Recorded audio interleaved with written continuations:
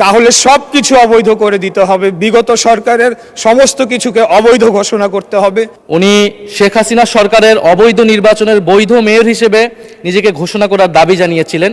জি বলেন, বিরোধী দলের চিফ হুইপ মাননীয় স্পিকার, আপনাকে ধন্যবাদ।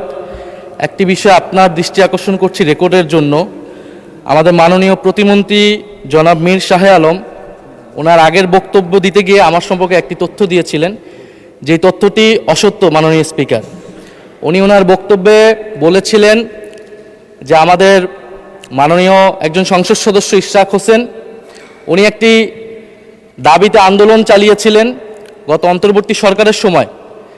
উনি শেখ হাসিনা সরকারের অবৈধ নির্বাচনের বৈধ মেয়র হিসেবে নিজেকে ঘোষণা করার দাবি জানিয়েছিলেন।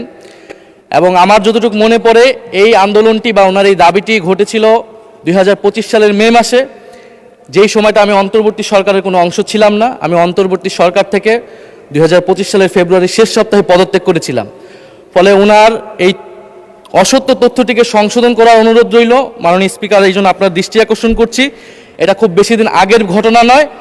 কারণ ওই আন্দোলনের পরে ওনার মনে থাকার কথা, উনি যেই ট্রফির কথা বলেছিলেন, ওই আন্দোলনের পরে অন্তর্বর্তী সরকারের প্রধান ডক্টর মোহাম্মদ ইউনূস লন্ডন বৈঠকে গিয়ে মাননীয় সংসদ নেতার কাছে সেই ট্রফিটি দিয়ে এসেছিলেন। জি মাননীয় প্রতিমন্ত্রী ইশরাক হোসেন। মাননীয় স্পিকার, কার্যপ্রণালী বিধির 274 ধারায় আমাকে ব্যক্তিগতভাবে উদ্ধৃতি দিয়ে একটা অসত্য মন্তব্য করা হয়েছে, যার পরিপ্রেক্ষিতে আজকে আমি এখানে দাঁড়িয়েছি।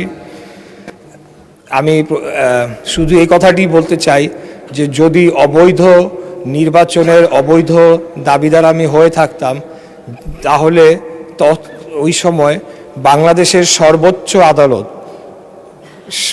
সুপ্রিম কোর্টের আপিলেট ডিভিশনের 7 জন বিচারপতির বেঞ্চে আমার রায়টিকে বহাল রাখা হয়েছিল, যেই আদালতের রেফারেন্সের উপরে ভিত্তি করে বিগত অন্তর্বর্তীকালীন সরকার শপথ গ্রহণ করেছিল। সেই সরকারে আমাদের মাননীয় আজকে যিনি সংসদ সদস্য মন্তব্য করেছেন, তিনিও শপথ নিয়েছিলেন।